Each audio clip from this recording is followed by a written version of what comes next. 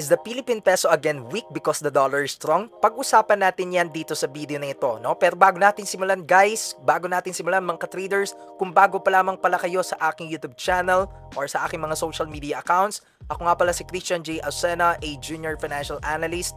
Gumagawa tayo ng mga contents about trading, investing, personal finance, financial analysis, corporate finance, at nang sa gayon, matuto po tayo ng mga kababayan nating Pilipino regarding po no, sa mga bagay na ito at tayo ay umunlad po ng sabay-sabay. No? Yan po ang goal ko para sa inyo. No? Kaya naman mag-like ka na, mag-share ka na, subscribe mo na ako no? Para nang sa gayon, mas makatulong pa tayo sa ibang tao using our platforms. Okay? So, kaya naman guys, simulan na natin itong topic na ito, no, which is guys, no, talagang napaka-controversial nitong topic na ito about the local currency value, and even the BSP sold large amount of gold in the past months. Kaya naman sa video na ito, pag-uusapan natin mayroon ba talagang epekto yon, anong nangyayari sa US dollar, bakit patuloy siyang umaangat, at ang Pilipinas lang ba no ang apektado sa lahat ng ito. Yan po. Okay? So ngayon, unang-una from a technical charting muna tayo na perspective. Mamaya ko sasabihin sa inyo yung mga dahilan or fundamental driven factors, no? Bakit ba tumataas tong currency na to? 'Di ba? Bakit ba bumababa yung Philippine peso somehow?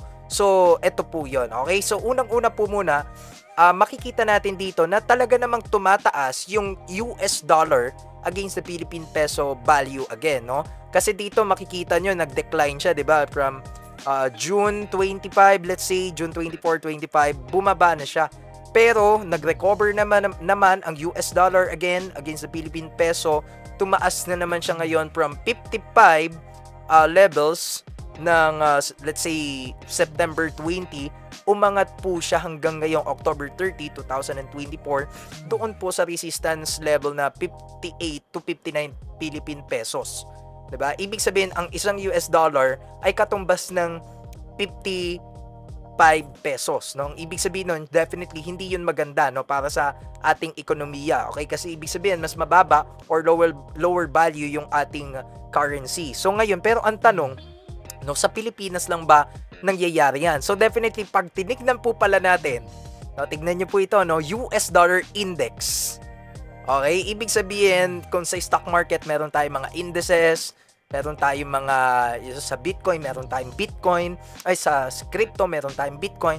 So definitely in the forex market, no, in the US dollar pairs, definitely we have the USDX or the US dollar index indicating na simula pa nung iyan nga, katulad nga po niya, no, yung end of September, the value is of US dollar is actually strengthening na.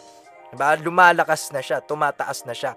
Meaning, pag ito, yung USDX or US dollar index ay nakikita nating tumataas, it is actually will be evident also to the other currency. Kaya nga pinakita ko sa inyo itong US dollar Philippine peso, tumataas yung US dollar against Philippine peso, meaning bumababa po somehow yung value ng ating currency. Pero pag tinignan natin po yung mga major currency pairs, 'di ba? US dollar against the, let's say, against the euro, ayan, makikita natin ganun din po, 'di ba? Ibig sabihin, yung US dollar nag-gain ng value. Ayan, simula nung September end, ano, fourth week of September up until now, no, may mga pullback lang or correction as of the moment. Pero ang sinasabi natin dito, hindi lang po Pilipinas, kasi kumbaga pati euro or mga currencies ng ibang bansa ay nagwi-weaken din, not just because of, you know, the local economy itself, but on the global scale or perspective na US dollar index pataas po talaga yan as of the moment. So if we compare again the US dollar against the euro, makikita natin dito na from 0.89 to 0.92, no, in just, you know, a month or less than that. So again, ito naman po, no, Asian country or Asian currency na kung saan US dollar, Japanese yen, which is napakalakas din po kumbaga ng, if we compare, no, countries, definitely Japan has, you know, is one of the most is one of the most technological advantageous, no, when it comes to innovations, no, at napakalaki din po na kanilang economy. So ngayon, pero when we compare the US dollar against their local currency, which is what, Japanese yen, the US dollar is strengthening or gaining value against the local currency of Japan. Meaning, example po nito, halimbawa lang, no, walang nangyayari na disruptions sa sariling bansa ng Japan, halimbawa, no, economic disruptions, pero dahil nga nag-gain ng value ang US dollar, it is more attractive to investors to, to put their money on the US dollar, and actually having that demand para tumaas nga ang index ng US dollar. And also, yan, makikita natin dito tumataas din, no, itong US dollar against the Japanese yen. Again, US dollar against, let's say, yan, no, Australian dollar, ganun din po, no, ibig sabihin, strengthen din or malakas din, mataas din ang US dollar against their local currency. And also, Philippine peso, yan, no. Kung makikita po ninyo, ang pino-point out natin dito, hindi lang Pilipinas, akala kasi natin, more on pag tumataas yung US dollar against sa ating currency, parang tayo lang yung apektado, parang weaken sobra-sobra yung ating economy, no?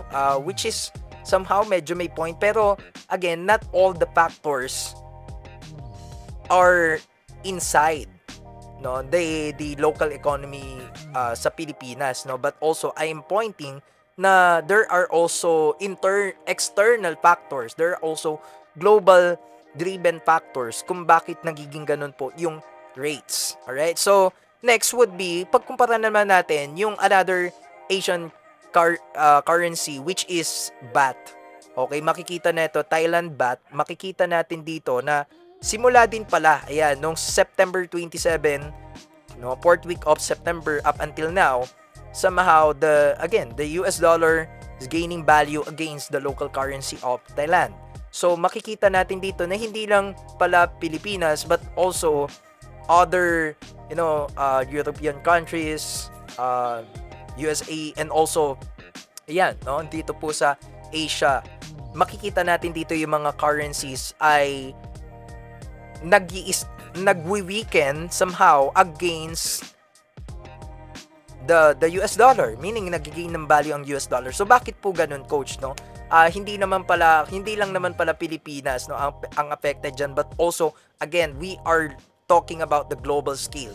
So ngayon, masasabi natin diyan bakit ba bumababa o tumataas ang isang currency? But basically, the most basic answer is just supply and demand. So definitely, bakit nagkakaroon ng so much demand? That is the question we need to address. That is the question we need to answer. Bakit nagkakaroon ng sobrang laking demand? Yung differences nila between the supply and demand, especially the US dollar is considered as one of the safe haven assets. When we say safe haven assets, it is usually na talagang nag-i-invest ang mga tao doon when the fear, uncertainty, and doubt come. Ibig sabihin po nito na kapag may mga, economic disruptions, gera, pandemic, imbis na bumaba yung mga gold, US dollar, other alternative investments, mas tumataas pa sila. So that is the reason why itong US dollar, number 2, kahit nagkakat na ng interest rate, no, ang Federal Reserve, ang ating BSP, bakit tumataas pa rin, coach? Dahil nga, again, may mga willing pa rin bumili for some certain reasons na may nagkakaroon ng malaking demand, no, dito sa US dollar index. Yan. So kung makikita natin, talagang tumataas po, no, ang US dollar, hindi lang sa Philippine peso but also again on the other major and minor currencies din po somehow, 'di ba? Minor and major pairs po. So ngayon, isa sa mga nakakapagpawikan naman ng currency is that, lowering interest rates, definitely deficit, and other economic disruptions, shortage, yan. Yung mga ganon po ay definitely nakakaapekto sa economy, and then when the economy disrupts or weaken, also the local currency in that particular country also weakens.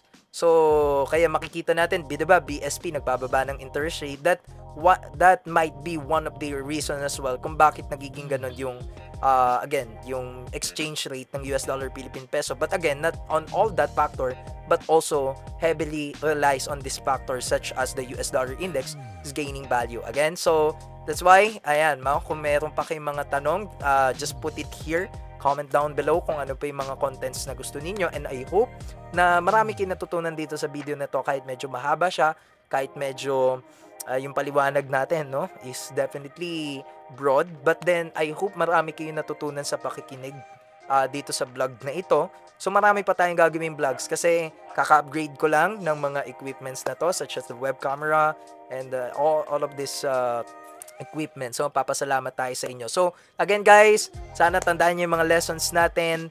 Put it all that, no, on your head but also on your heart, in your heart. So yun lang guys, no.